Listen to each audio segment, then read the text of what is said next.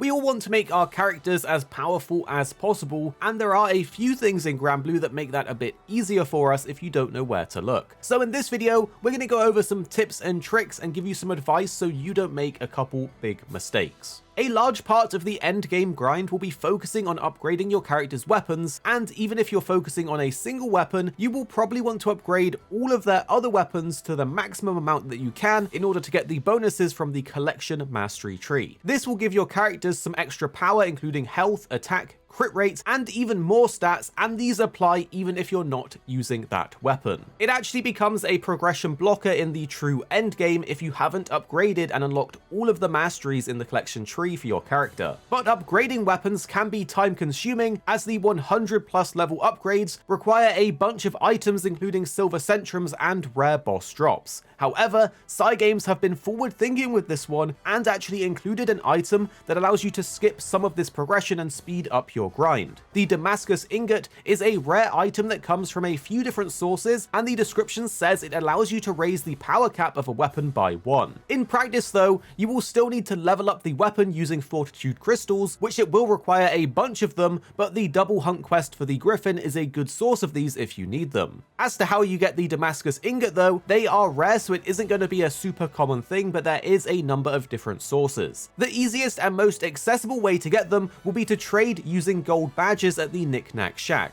It's going to cost 20 gold Dalia Badges in total to get one, and to get these Dalia Badges, you will need to complete a quick quest at the quest board, which is basically an open matchmaking hunt where you jump into someone's quest randomly to help them out, and at the end you can receive up to 3 of these badges on completion if you increase the amount that you get using golden tickets. Another source that we've found for this ingot is in a chest in Seed Hollow. If you follow the Knick-Knack Shack and follow the path to the north, and then proceed down the alleyway, there will be 2 people standing by some stairs, and behind them will be a chest that requires a key to open, but this chest will have one of these ingots. Side quests can also be a source of this ingot, as we have seen it show up for us as a reward. We don't know exactly what unlocks this quest for you, but when it does become available from the Passionate Researcher, you can then defeat 100 slimes, which is done super easily through one of these survival quests at the highest difficulty, and after defeating these 100 slimes, you can complete the quest to get one of these ingots. Lastly, we have found in Lyria's journal under the trophies, there are some rewards that will also give you these. They do require you to grind a lot to unlock them, so the previous methods might be faster for you to get a couple of these first. From our many hours of playing, these are the sources that we have found so far for these ingots, but do let us know in the comments if you found any more so we can all learn together and help each other out. But one of the biggest mistakes you don't want to make on this is using it on an item too early, as the higher level your weapon is, the more resources and rarer resources it will need to upgrade and uncap.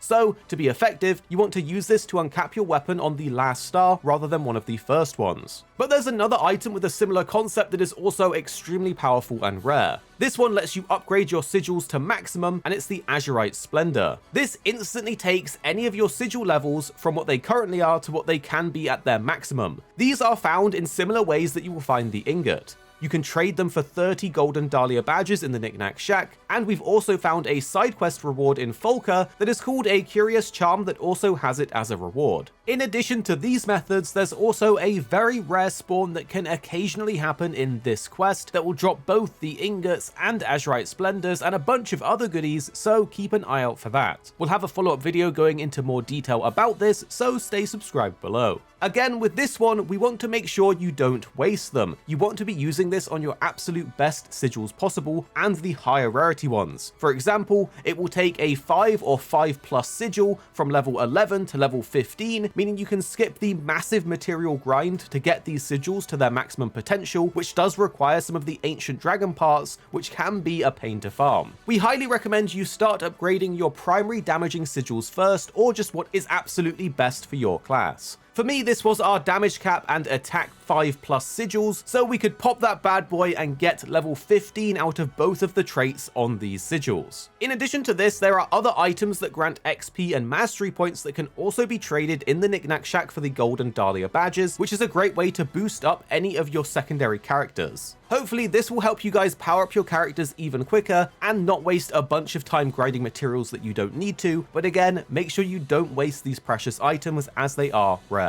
Subscribe below for more Granblue Fantasy Relink content because we have you covered, and thank you for watching.